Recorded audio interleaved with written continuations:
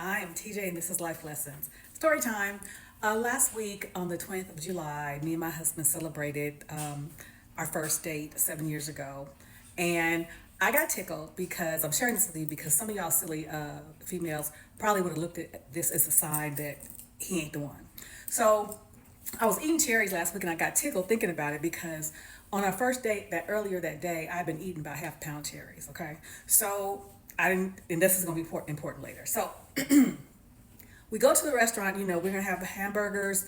We're meeting for dinner and a movie, go to this hamburger joint called Hop Dottie. If you know, you know. And then we walk across the street to the movie. So we had a great time for dinner. He paid for the meal, lots of great conversation and laughs and stuff like that. So we walk across the street to the movie theater and he's looking for his credit card. Now, I know he had his credit card because he had just paid for dinner. So I'm thinking, okay, this is not a good sign, right?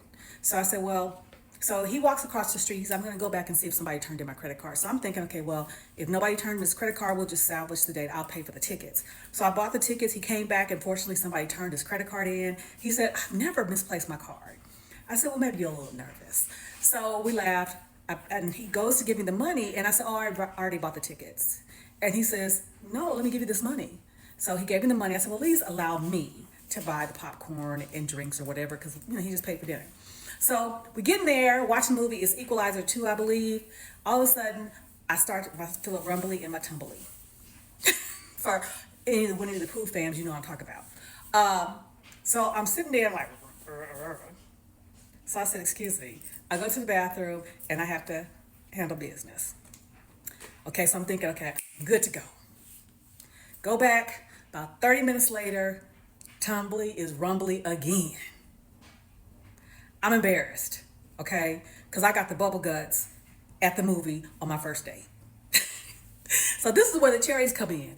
I didn't know cherries were so high in fiber. Yeah.